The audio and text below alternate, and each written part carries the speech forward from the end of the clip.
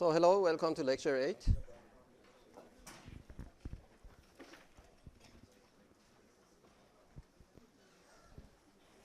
And this is what I'm going to be introducing this week. We're going to try to get into a few concepts that help the analysis of circuits, especially if circuits are a little big and involve multiple components. And also these are concepts that help bring in additional insight. Before we do any of these, I want to just remind everyone that you don't need any of these to be able to solve any circuit. All you need is your KVLs and KCLs and element relationships. You can use those to solve any circuit. Again, these are, you might say, mathematical techniques that in some cases add insight, in some cases facilitate things, in some cases both. And as an engineer, you want to be familiar with these. Some of these will have connections with other physical systems beyond electrical circuits.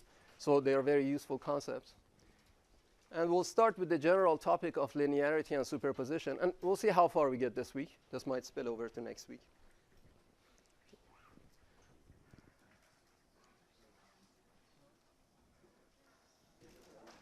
OK, so I want to start the discussion with linearity and then move on to superposition. Let's see what we mean by linearity. And by the way, just to set the stage, we mean exactly what you have seen in math in terms of what the property of a linear function is. Okay? But let's start the discussion with an example. So let's solve this circuit.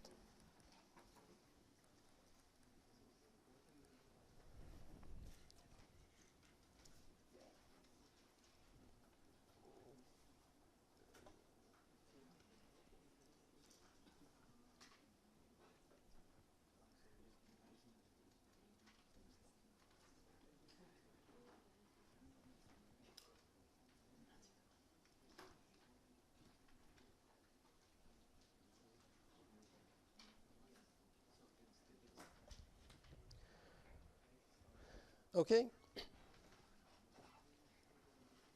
So let's call this V1.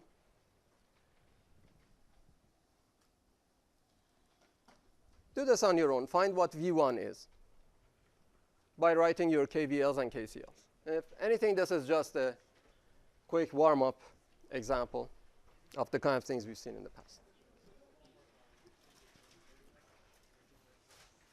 So I'm not expecting anything fancy here, just writing the equations. So a couple of KVLs and KCLs.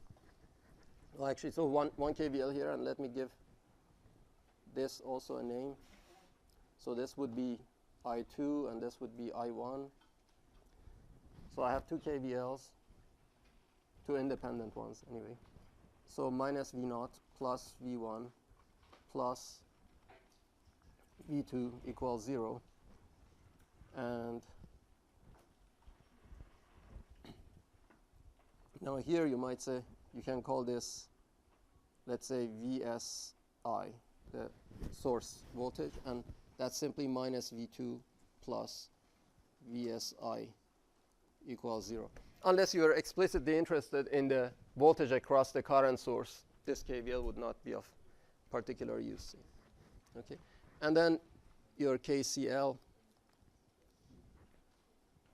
at this node tells you that I1 minus I2 plus I0 equals 0. And the KCL at the bottom node is going to be the same. Excuse me. So it's not going to be a new or independent KCL. And then the elements, well, you know the voltage of the voltage source and the current of the current source. But for the resistors, let's write explicitly what the relationship is.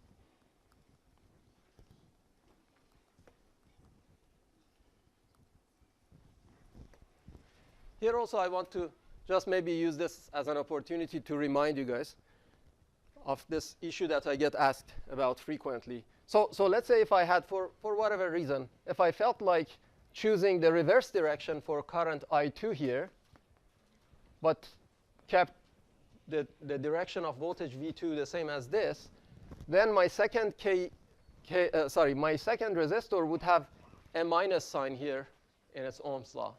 Okay?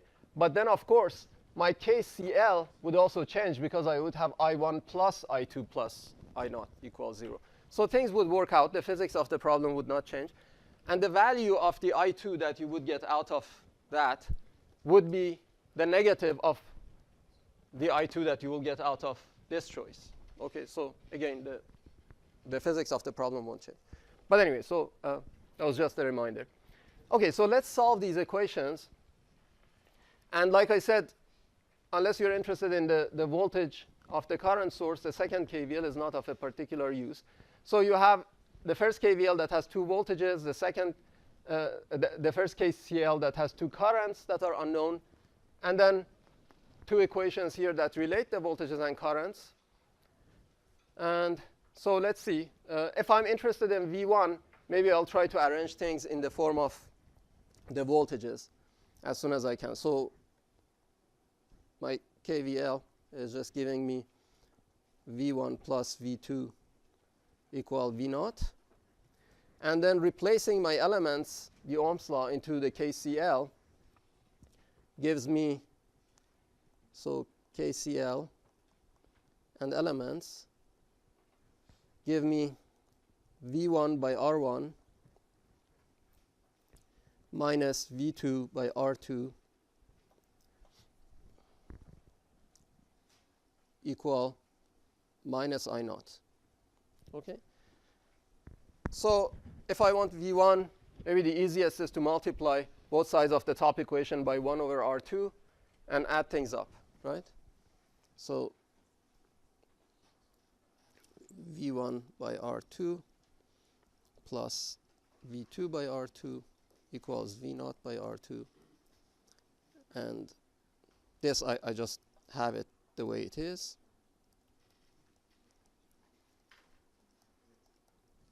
So if I add these up, the V2 term is eliminated, and I'm left with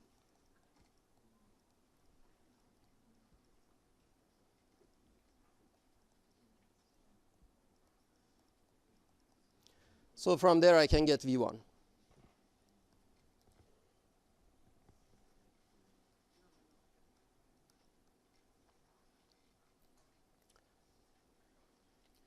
So it'll be R1, R2 by R1 plus R2, and then I get rid of that R2 there in the denominator.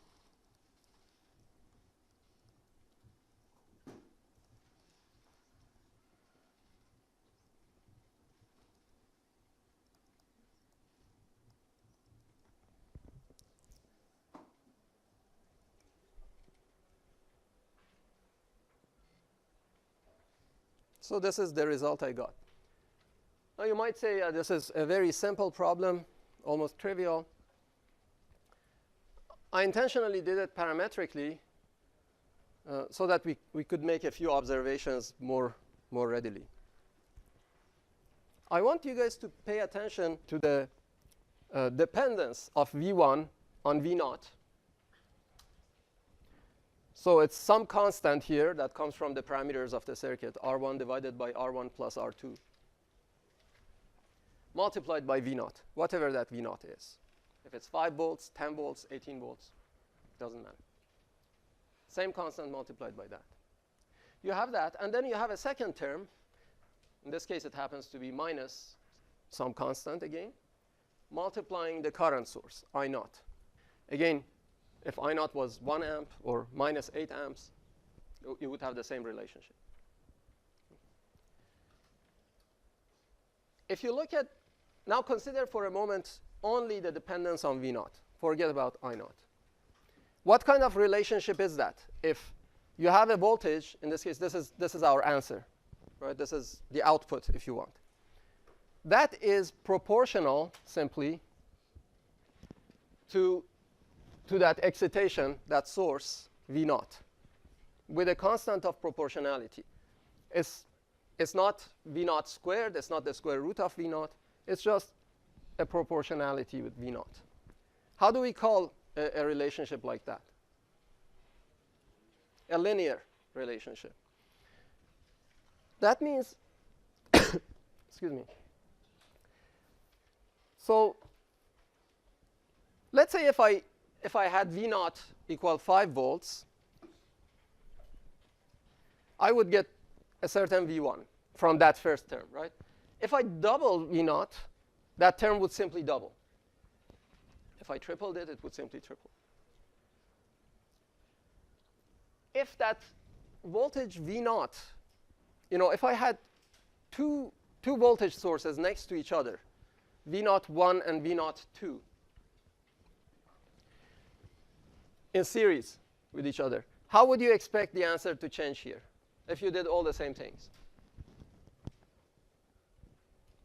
So if instead of 1 V naught up there, I had 2 sources in series, V naught 1, and then immediately on top of it, V naught 2. How would you guys expect the answer to change here? Yeah, so if let's say they are in the same polarity, you're saying they would add up, right? So instead of V naught, I'd have V naught 1 plus V naught 2.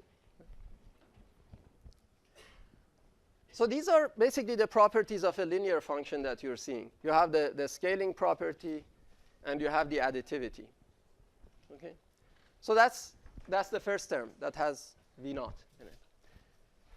Now forget about the first term. Imagine we didn't have the first term for whatever reason. Look at the dependence of V1, our output, on the other excitation that we have on the other source that we have in the circuit, I naught. You would again have the same properties. If you scale I naught by some value, this term, the second term, will scale by the same value. If you have 2 current sources that are adding up together right next to each other, and you'd have to put them in parallel for the 2 currents to add up, then here you would have I naught 1 plus I naught 2. So in summary, all I'm trying to say is that the output V1 turned out to be a linear function of excitation V naught and excitation I naught. Let me write that down.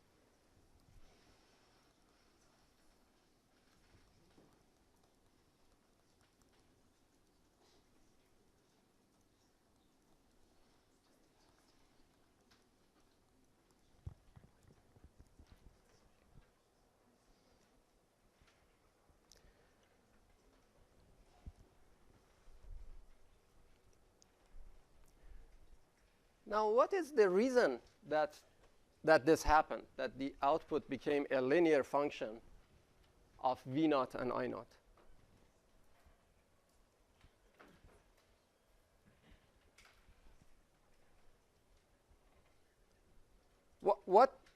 What did I have in the circuit that led to a linear relationship for my answer? Yes?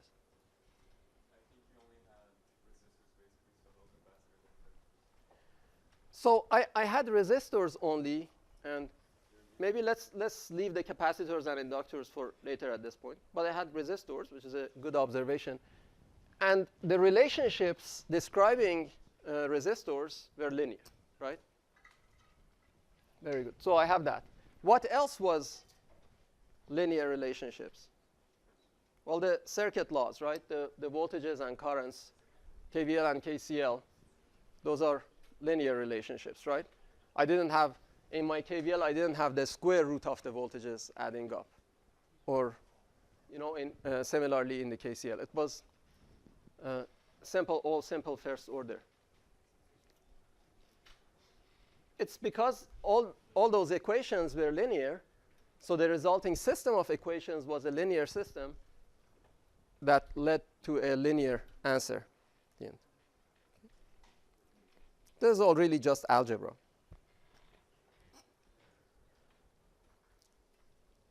what I want to say next is just to generalize this and state that if I have a circuit, which obviously will follow KVL and KCL, if all I have in the circuit are linear elements, meaning elements whose current voltage relationships are linear, like these resistors, then I have a linear circuit, and any voltage or current in the circuit, such as V1 in this case, will be a linear function of all the excitations.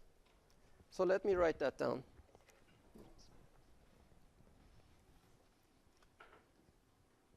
So in general,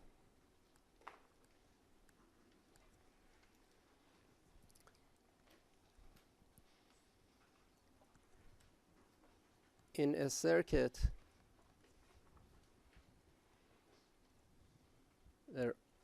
all elements are described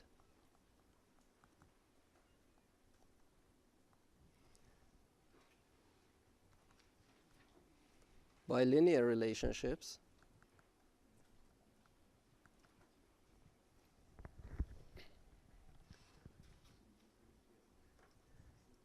Any voltage or current will have a linear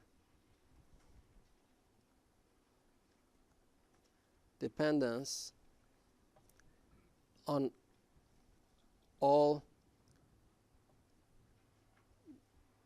the independent sources.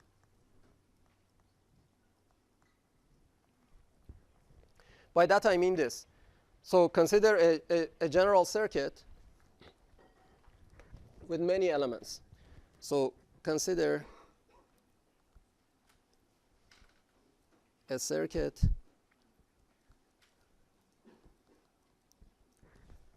with n sources. This could be voltage source or current source.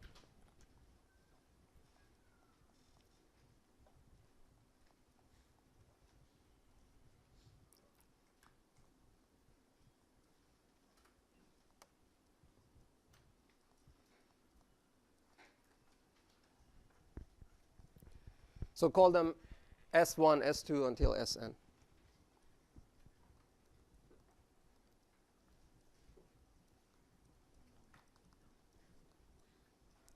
So S1 could be a source somewhere that's 2 volts. S3 could be a source somewhere that's minus 5 amps, and so on.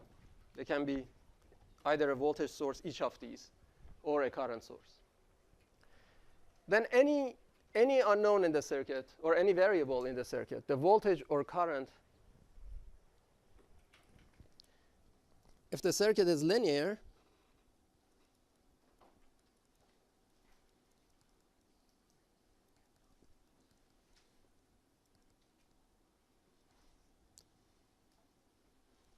any voltage or current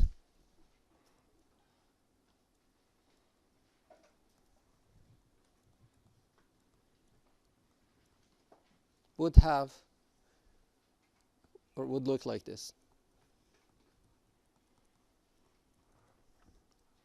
So let's take a given voltage, some Vi somewhere, and that would look like some constant times S1 plus some other constant times S2, and so on.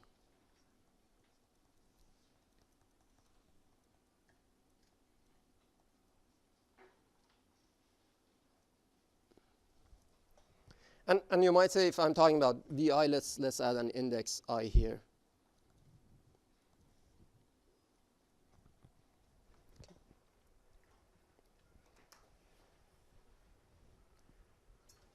Same for any current in the circuit. Or maybe I is confusing because it will look like a current. Let's change it to J. Vj.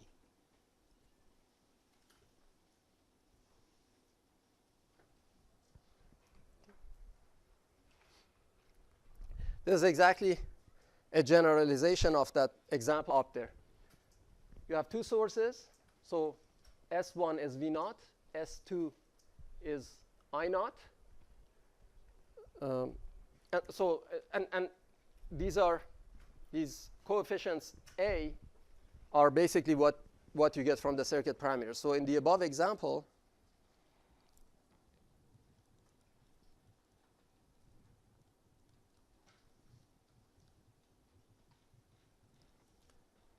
S1 is V naught, S2 is I naught, and N is simply 2. We have two sources.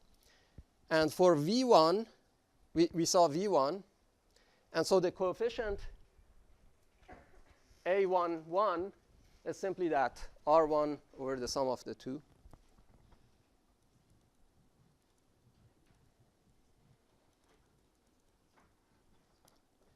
And the coefficient A21 is minus R1, R2 by R1 plus R2.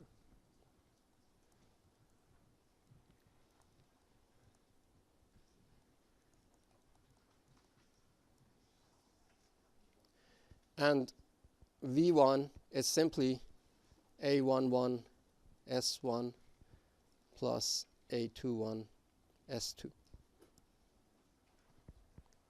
Is a special case of this general situation.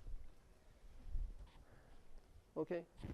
So all I'm doing so far is maybe, it's a pretty mundane manipulation and giving names to things.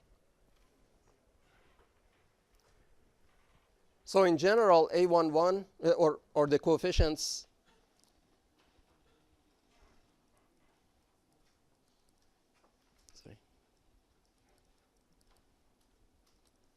A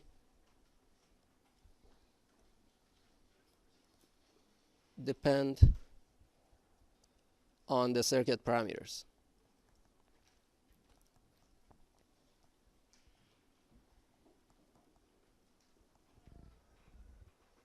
Like in that example. Okay. I hope this is clear what I'm doing, but please feel free to stop me if anyone can think of a question. So this is one key message that I want you guys to retain.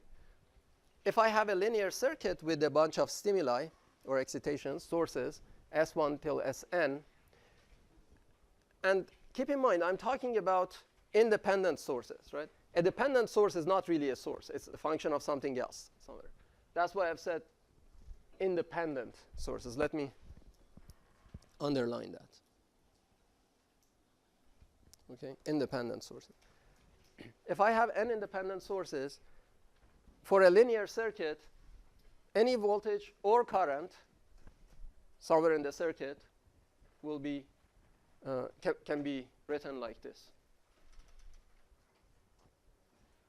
as a linear function of the values of those sources. And of course, S1 till Sn could also be negative numbers. So that's one key message for a linear circuit.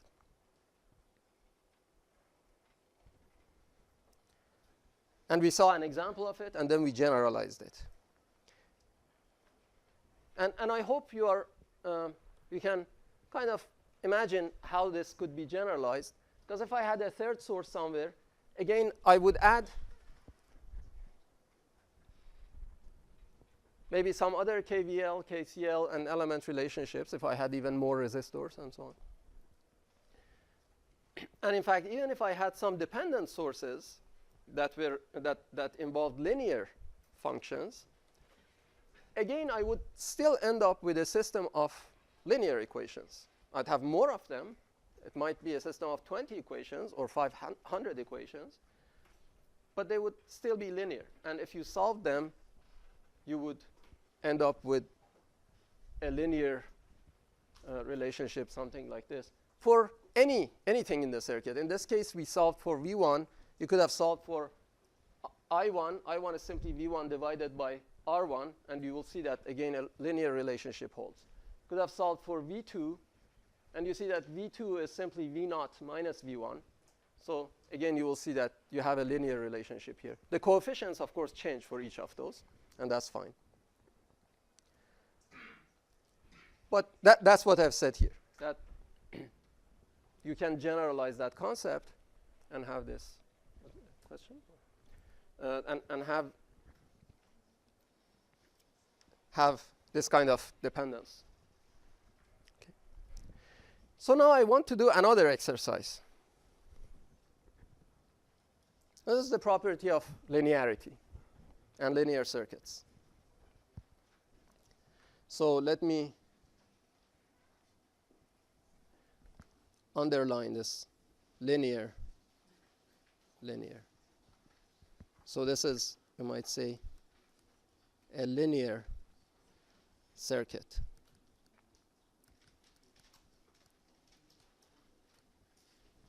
Okay. Now I want to take the same example and build a couple of other things out of it. Now consider this.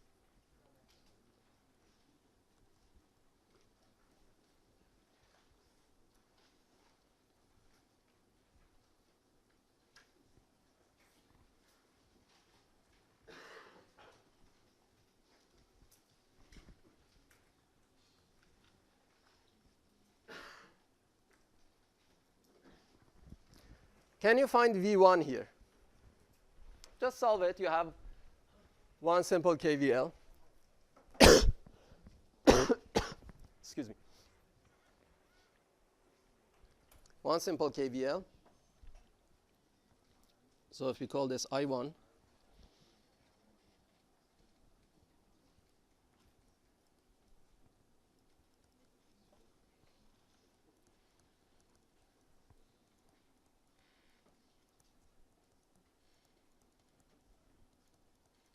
your KCL is simply I1 minus I2 equals 0. So it's just kind of trivial.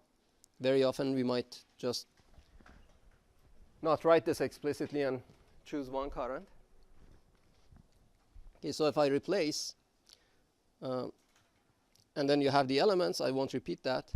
So from here I have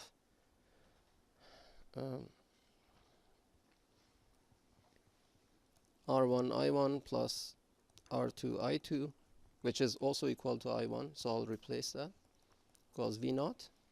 So I1 is V0,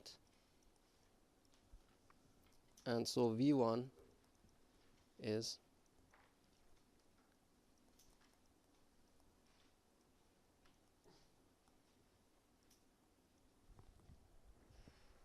okay.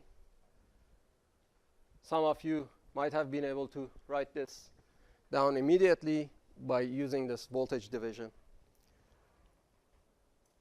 We will talk about that formally, but we haven't yet. But anyway, so you might have known it. How about this? So if we take this, can you make an observation about this?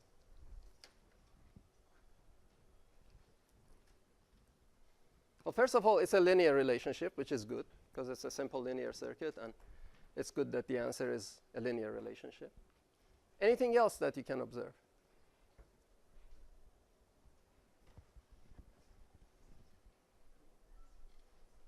My page is not big enough, but remember what it was there. Look at the previous problem, which only had half of the circuit. So it didn't have, sorry, which had both sides of the circuit. And look at the dependence of V1 on V0. So it was R1 divided by R1 plus R2 times V0. And then there was something for the current source. But take the first term, and now look at that. It's exactly the same as the first term of the previous problem. R1 by R1 plus R2 times V0.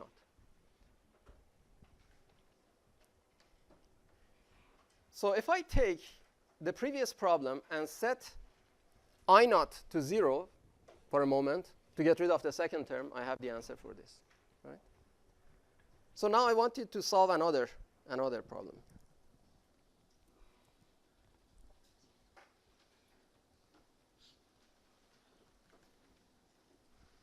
You might have guessed.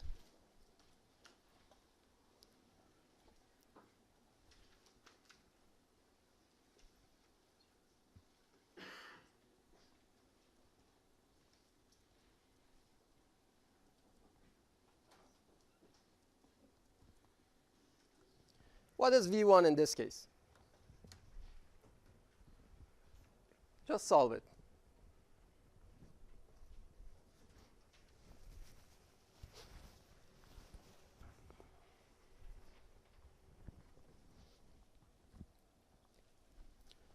So again, I1 here,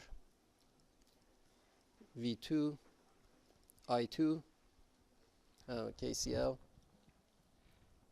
So first of all, my KVL is minus V1, minus V1 plus V2 equals 0.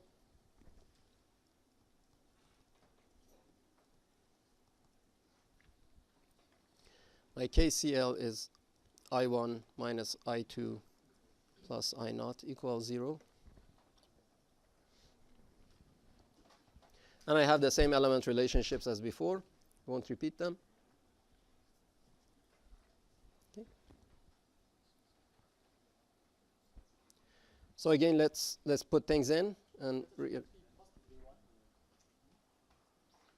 oh, sorry. Yeah, plus V1. Sorry. Thank you. Okay. So let's put things in then. And I'll just put V1 by R1 here and minus V2 by R2 equals minus I0. And then I'll do the same kind of manipulation. I'll multiply the first equation by 1 over R2 and add things up. So I'll have 1 over R1 plus 1 over R2 times V1. And then that way I've gotten rid of the V2 term. So that's it.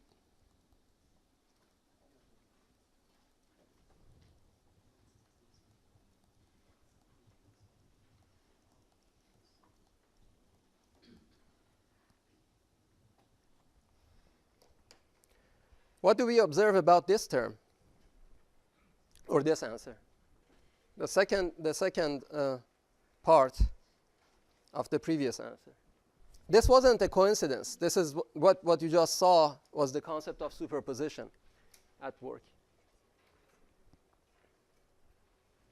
By the way, these days you hear about superposition maybe in the context of quantum computing a lot, right? It's a hot topic.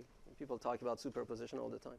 It's the same mathematically. It's the same concept of superposition. It's very very broad in the range of applications, and you're ultimately dealing with a linear system and superposition holds. Of course, there we are not talking about currents and voltages. We're talking about electron wave functions and so on. But anyway, so the word superposition, if you hear it, I hope you can make a connection here. Let's see what happened exactly. If I look at this circuit, if I tell you to give me an expression for V1 if the current source was 0, if the current for this was 0, you would simply set I0 equal to 0, right? I0 equal to 0. And the second term would vanish. You would have the answer for the first one. On the circuit, how would things change? What would it look like if I set I0 equal to 0? Say again? Cut the wire, right? Remove the source, right? If I say there is no current in that branch, if I0 is 0, it means that branch is open, right? So a current source with 0 current is an open source, is an open circuit. So you have cut that wire. And that's exactly this circuit here. If I cut that current source out, I'd get this circuit. And this is the answer. On the other hand, if I said, no, go back, give me the answer for the circuit, but this time set the voltage source equal to 0. V naught equals 0. So then the first term here would vanish, and you would just be left with the second term. Now, what would the circuit look like if I set the voltage V naught equal to 0? What happens to the voltage source if its voltage is 0? What does it look like? It's a wire, right? So that's what you have in the second circuit.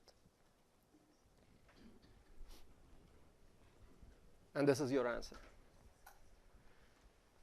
And again, this is something that you can generalize.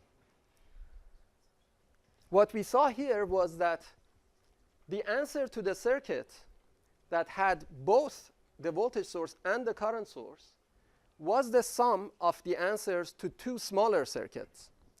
One that had only the voltage source with the current source set to 0, which for a current source means an open circuit. The other that had the current source, but with the voltage source set to 0. And incidentally, for the voltage source, when you set it to 0, it means just a short circuit, 0 volt drop. The answer to the complete circuit that had both of these excitations, both of these sources, is the sum of the answers to each of the smaller circuits that has only one source. That's superposition. Okay, so let me generalize it. So I'll just say that the above was an example of superposition.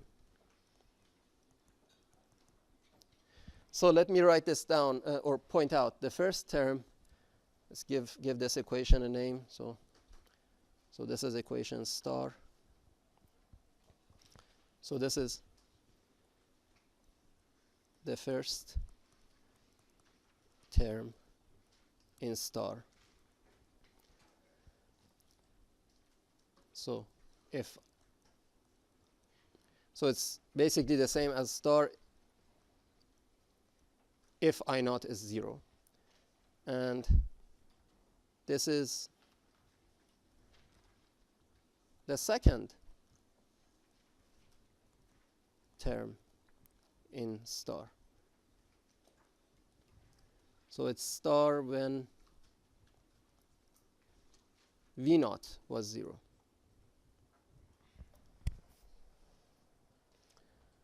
So the above was an example of superposition. So then, to speak more generally,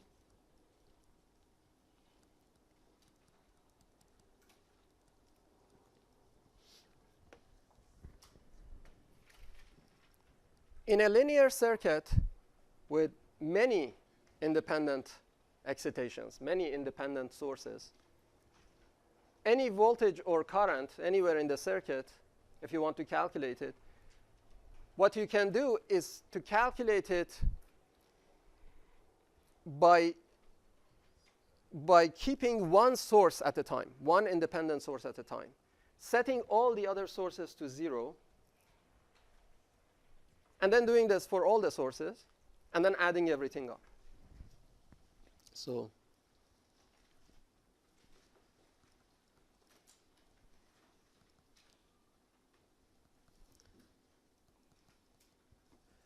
with multiple independent sources,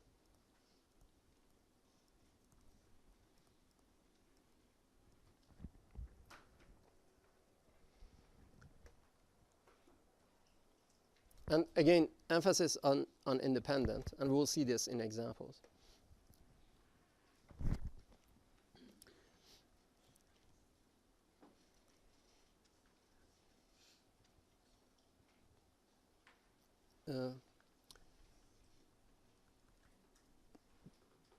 To find a voltage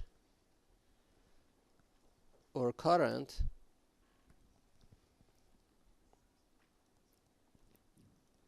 you can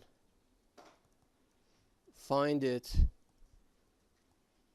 due to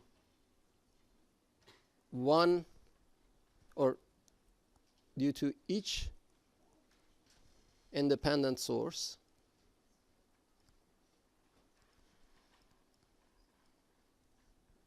so again independent source, and then add all of those values to get the response for when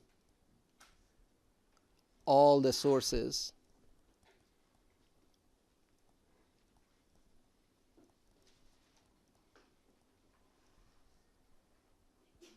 are there, basically, are at work. I've kind of written it in a casual language. You can make it sound fancier. Okay. But all it says is that if you have a circuit with multiple independent sources and you want the answer for a variable, voltage or current somewhere, you can calculate the answer due to one source at a time, one independent source at a time, and then add up everything. And remember that some of these could be positive numbers, some of them negative numbers. So this is an algebraic sum, right? So add, this is an algebraic sum.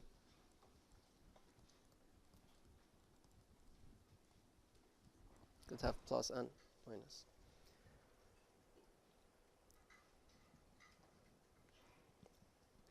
So the response to a number of independent excitations is the sum of the responses to each individual excitation acting alone. So this would be a more maybe elegant way of saying it. So I'll write that down also for your reference.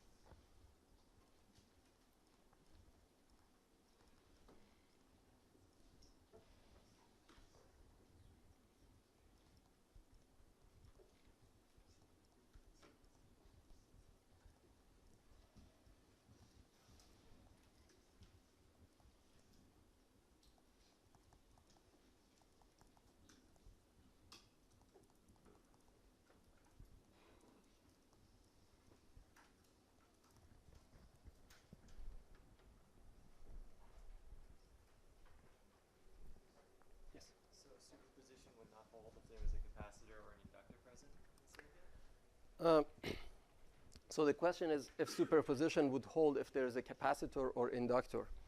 And it's something that I'd like you guys to think about a little bit before we talk about it. Okay, so we'll talk about it. But it's something I want people to think about. Okay, I'd rather not get into that today, if you don't mind. It's a very good question. So I want everyone to think about it, maybe by Thursday. But for now, let's stick to resistors. This is superposition. And the thing that I want to remind everyone, again, this is very important, is so if you want to set each of, set all the sources to 0, right? So if you want to find the answer due to one independent source at a time, and you want to set everything else to 0, a voltage source ends up being replaced by a short circuit, but a current source ends up being replaced by an open circuit. So let's write that down, and we'll take a break then. So when you're implementing superposition in a problem, when setting all but one source to 0, recall that a voltage source becomes a short circuit.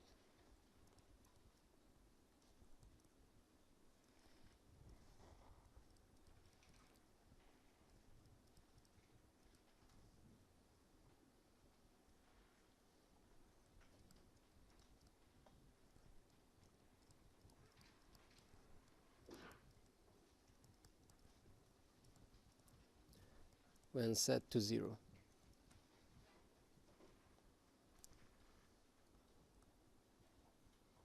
Whereas a current source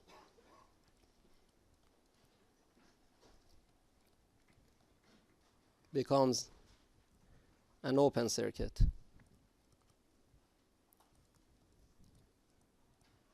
when set to 0.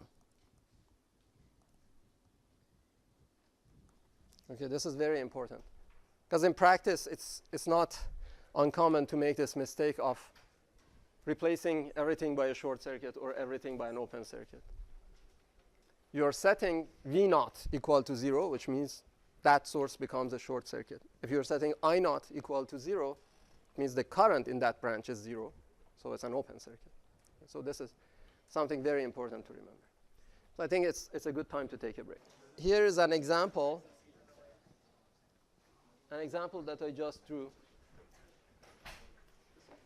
And I'm asking you to find the voltage V naught using superposition. Okay, so give it a try. Now, I don't need you to go through the full solution, but I want you to write down each step of your superposition, or the breakdown of the circuit into the different circuits that you would use to solve for one source at a time, from which then you would find the response of V naught to each of those sources or excitations, and then add them up, right?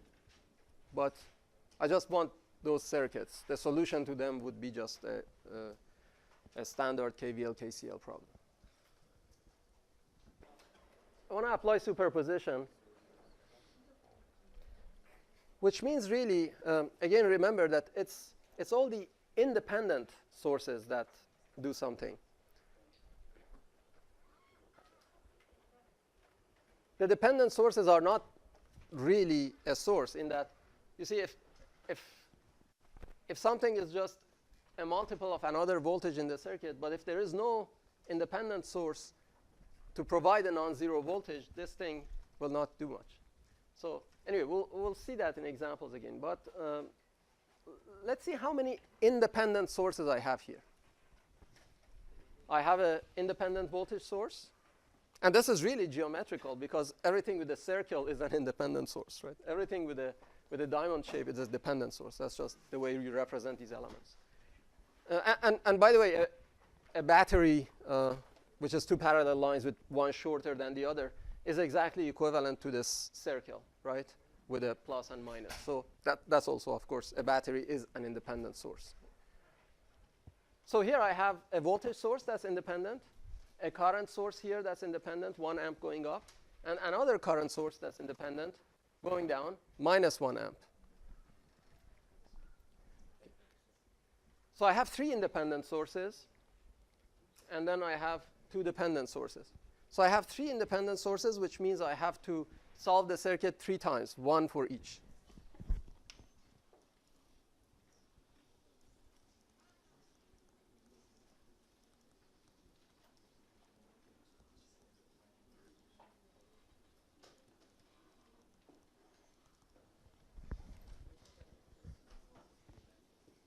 That's these, the 50 volts, the 1 amp, and the minus 1 amp.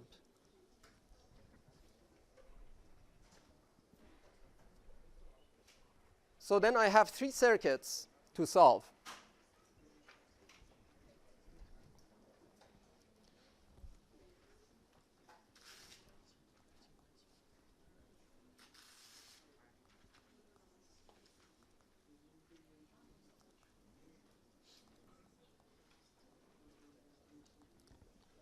The first one will be like this. So it's the same circuit. So let's say first I want to see the effect of the 50 volt source. Okay? Which means I have to set the other 2 sources to 0. So this current source has to be set to 0, which means it becomes an open circuit. And this current source has to be set to 0, which means it becomes an open circuit.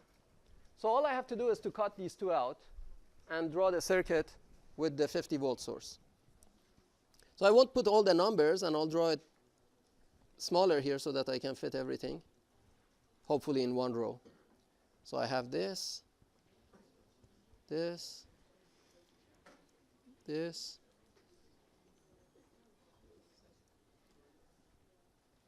and then I have this,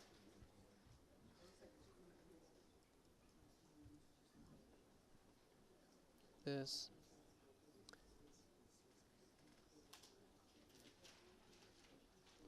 that's it. So that's the first one. So if I calculate V naught from this, that's the first part of an answer that has 3 parts. Now, how do I solve this circuit? Nothing new. Again, you can go home and use this as an example of practicing your KVLs and KCLs. Okay. So I've set both current sources to 0. Next, I have to set the voltage source to 0, keep one of the current sources, and set the other current source to 0. Okay?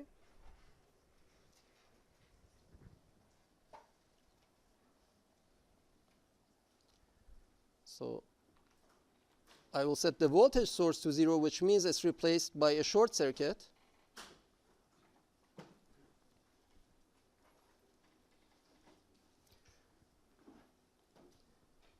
I keep one current source.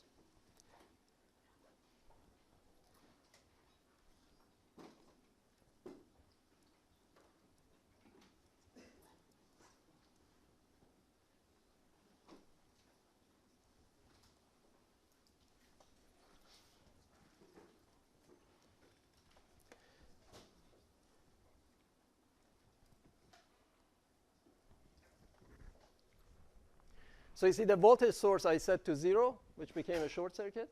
I have kept one current source and set the other current source to 0, which made it an open circuit, and then kept things.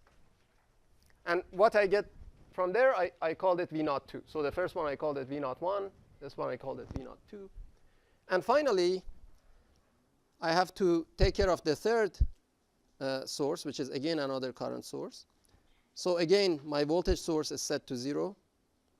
I have the rest of the circuit.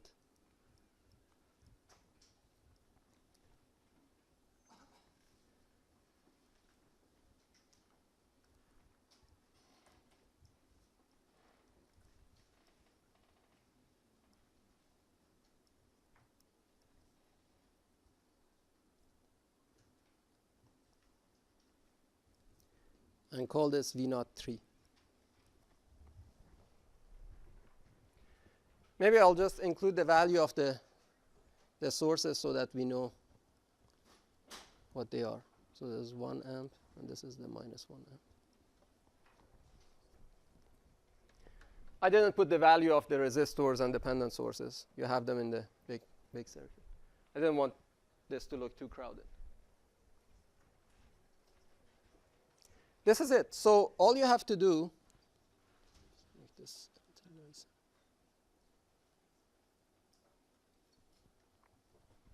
So V naught, which is the total answer for the full circuit,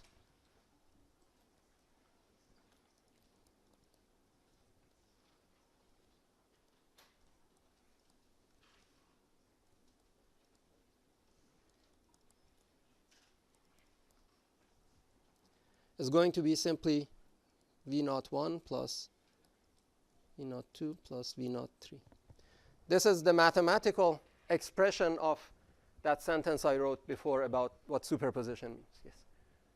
So I think, if I understand correctly, you're asking if in this particular circuit I could have combined these current sources. Yeah. So these two current sources being in parallel, of course you could replace it with one current source that has the total current, and so you have really two independent sources for this particular thing. Yeah.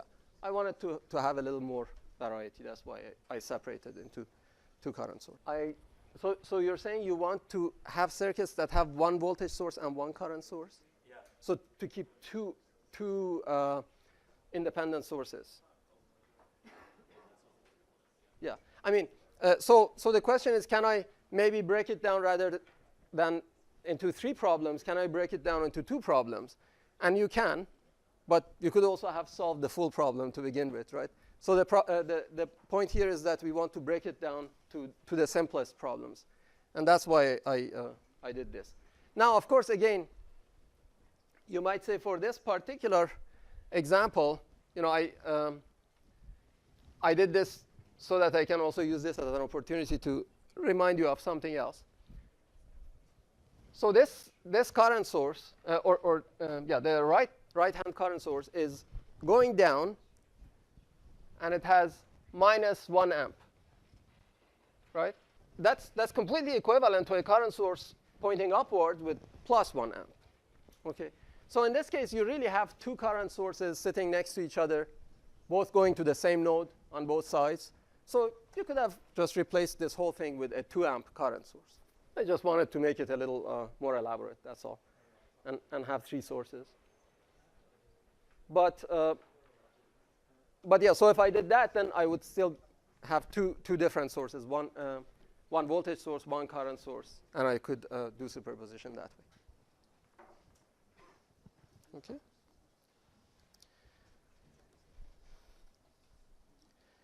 The thing that I want to point out is that any of these V01, V02, V03 could have come out as a positive or negative number.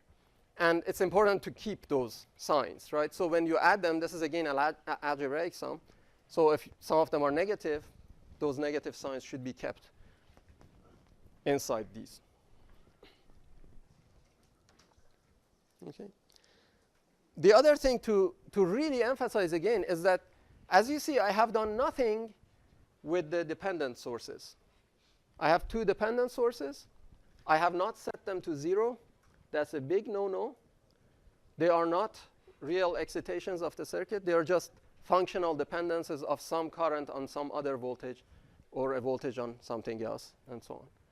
So in all 3 cases here, you see that the dependent current source and the dependent voltage source have been kept as they are.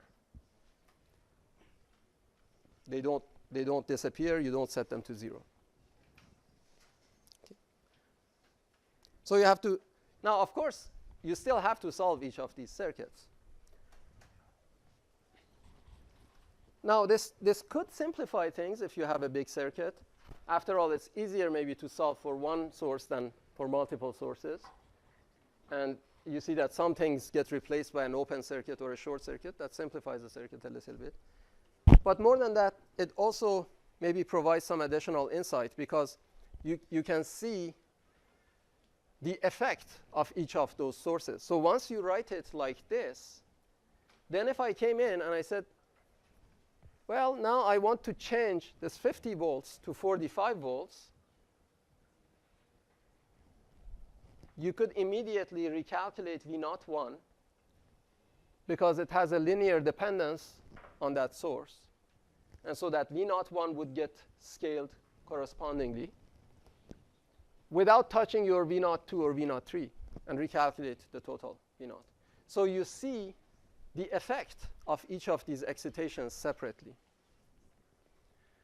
Whereas if you didn't do it with superposition like this, if you wrote the whole thing, that aspect is somewhat hidden. It's not as obvious. And so if you have a problem with many sources and you want to keep track of the effect of each separately, this is very useful. So what happens when it's time dependent? And it's the same question of, maybe step back a little bit. Are capacitors and inductors linear elements? Right? So I want you guys to think about that a little bit. I'd really encourage everyone to think about that. And you can try a couple of problems with some variables and see. Okay. So this is really what superposition is. Now, I'll give you some example problems to do at home, but ultimately we are trying to have this kind of picture that we see the dependence on each source. So there's a question here. You guys really like inductors and capacitors, I see. Right? No one wants to wait a little bit. Very good question. So can we say an inductor is an independent current source? You said? The answer is no. So an inductor is not a current source. Now, I'm thinking maybe, for instance, a case you might think of is when you have an inductor in a circuit that has a certain current going through it, and now you make a switch somewhere, right? And we said that the inductor doesn't change its current instantaneously, or at least it doesn't want to, unless you make a bad circuit and force it, right? So immediately after the transition, the inductor would like to keep the same current as before. But that happens, that's applicable only to that instant in time, right? So that doesn't make it act as a current source, because immediately as you start moving on the time axis, its current will start changing. Similarly for a capacitor, if you have a capacitor that has been charged and it's not connected anywhere and it has no leakage, it will retain its charge. You might think, well, it's like a battery, right? But a capacitor, excuse me, as soon as you connect it somewhere, it will start discharging very quickly, right? That's the difference with the battery. The battery will maintain its voltage for a while because it has a lot of energy stored in it. The capacitor will discharge. Similarly, if you have a switching action in the circuit, from just before to just after the switching, the capacitor voltage likes to stay the same.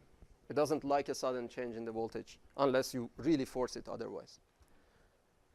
But again, that's just for the moment, right? As soon as you start moving on the time axis, it starts changing. So no, you can't replace a capacitor with a voltage source, an inductor with a current source.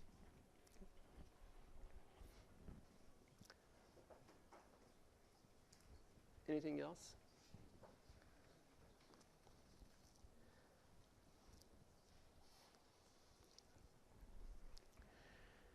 So now that we've talked about linearity and superposition, and this is something that will come up again, of course. It's not going to end here, but I think maybe enough for today.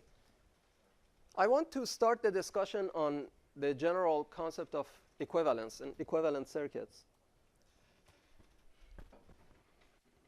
And a very simple example of that would be, for instance, two resistors in series. And you guys said, yeah, you would add up the values of the two resistors. That would be the equivalent of the combination.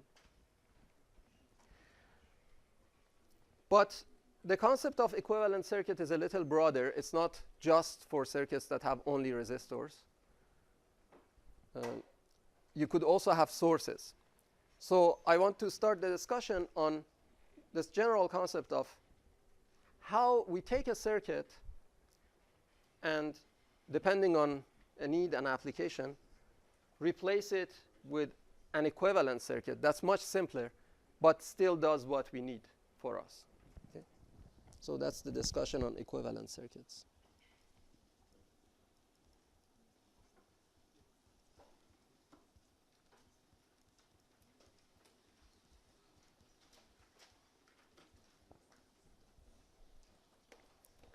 Imagine you have a circuit with many resistors, dependent sources,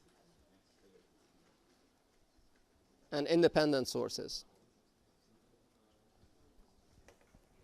all with linear relationships. So an ohmic resistor, V equals Ri, dependent sources that have linear functional behaviors, and independent sources. So a bunch of them.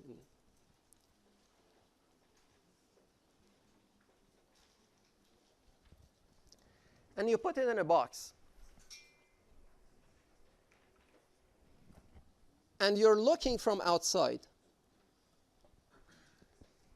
at 2 points in the circuit. So this would be, for instance, when you're taking the probes of your oscilloscope or voltmeter, connecting between 2 points in the circuit. You're looking at those 2 points in the circuit. The question is what you see and how much you can tell based on what you see outside about what's going on inside the circuit. Okay, so this is really the concept of equivalent circuits.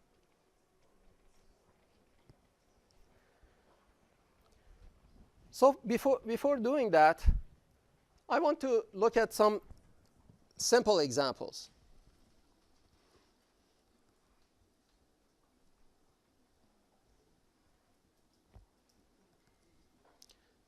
So take a resistor.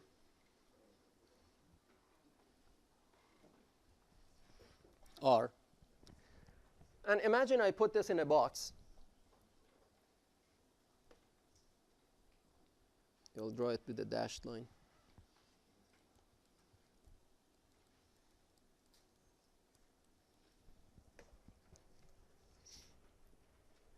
And I give you this box, and I don't tell you what's inside.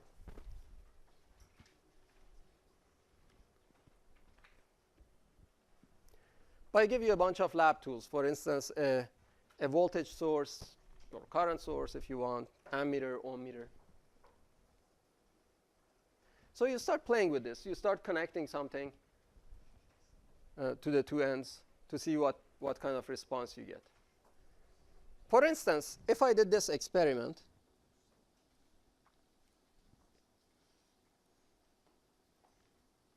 where I put a voltage source here,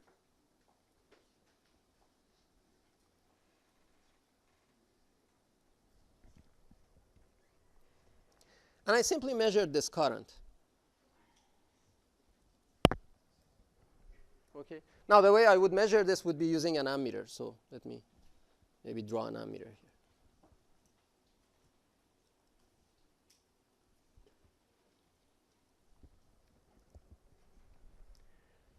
I think we talked about ammeters a few weeks ago, but just a reminder that an ammeter, all it does is an ideal ammeter, is an observer. It's sitting there to measure the current that's passing through it without introducing any disturbance to the circuit. It does not take any voltage. I think we wrote this down if I remember correctly. So it doesn't introduce any disturbance to the circuit. It's as if it doesn't exist. It just gives you a dial to see what's happening, a reading. Okay. Notice the difference. There's an A inside rather than an arrow. An arrow is a current source. This is an ammeter. So if I do this experiment and I measure the current going through the ammeter in this direction, what do I get?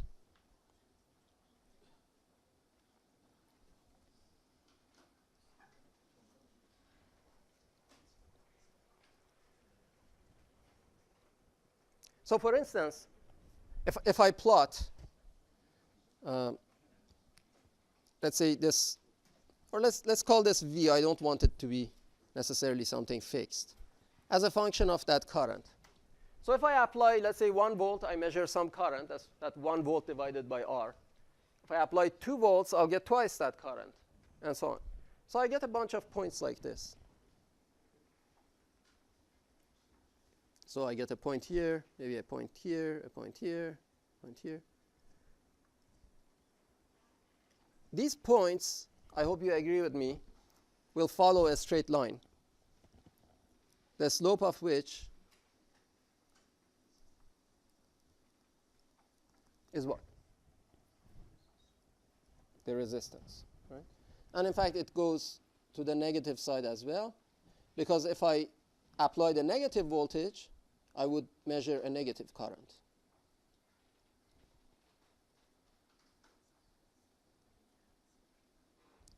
This is exactly like the kind of things you would do in the lab.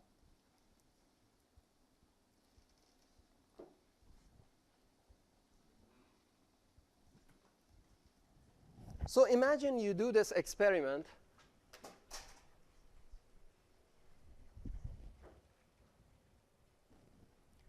and you get a slope that is 5 ohms.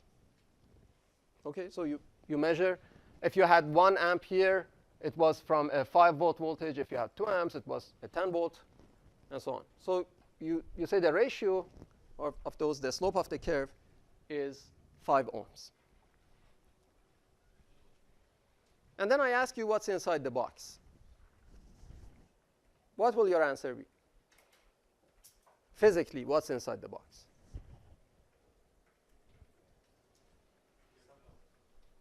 You don't know, right? It behaves as though it was a 5 ohm resistor. You don't know if it's one 5 ohm resistor. You don't know if it's a 1 ohm and a 4 ohm in series. You don't know if it's two 10 ohms in parallel. You don't know. All of those, as far as outside of the box is concerned, all of those are equivalent. If you connect this box, having found this so-called IV characteristic or terminal characteristic, namely the characteristics between its two terminals, if you connect this box to some other circuit, it will behave as though it was a 5 ohm resistor. That other circuit won't be able to tell if this was 1 ohm plus 4 ohms or 10 in parallel with 10. And so on. So let me just write that down. So first of all, this is, you might call this IV characteristics or terminal characteristics.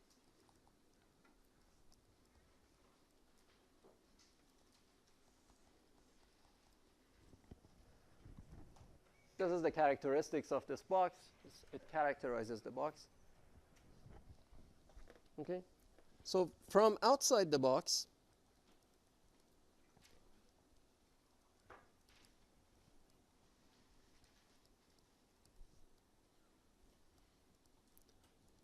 all we see is its terminal characteristics.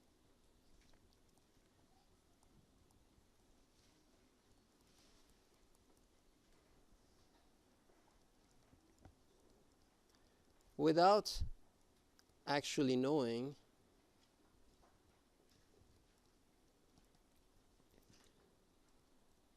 what is physically sitting inside the box.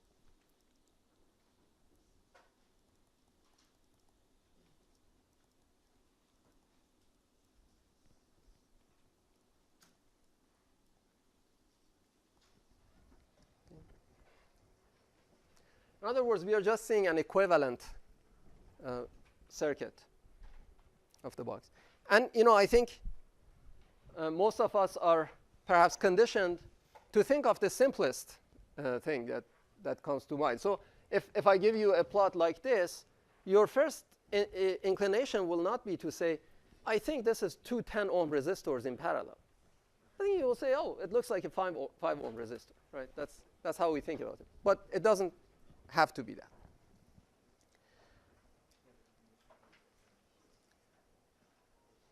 But this behavior from outside matters a lot, of course, because when you combine things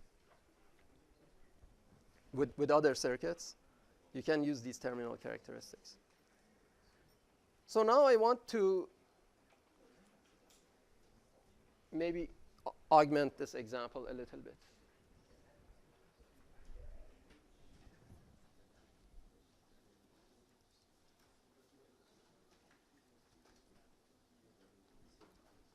So consider this now.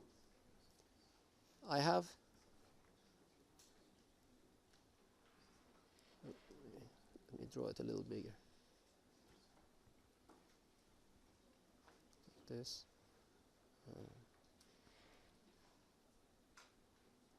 I put this in a box.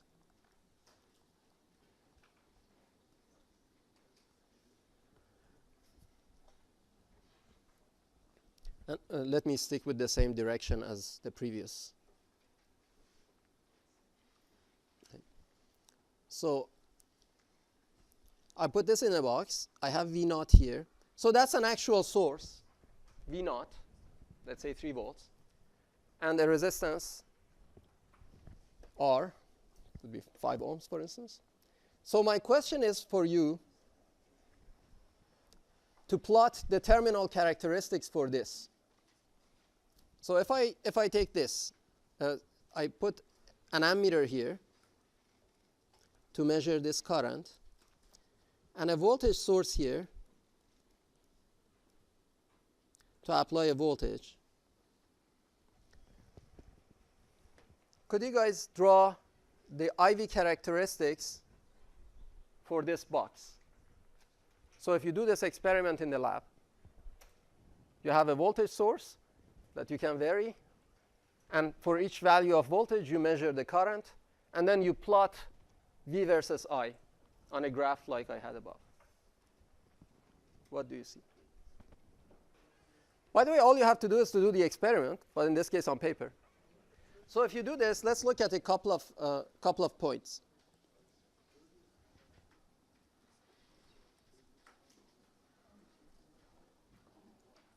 So for instance, if I apply, let's say if I apply a voltage equal to V naught here, can anyone tell me very quickly what the current will be? 0, right? If the current here is 0, there is no voltage drop across R. The two sources is when the two sources are equal. So if the current is 0, this is V naught. And it will be a line with slope R.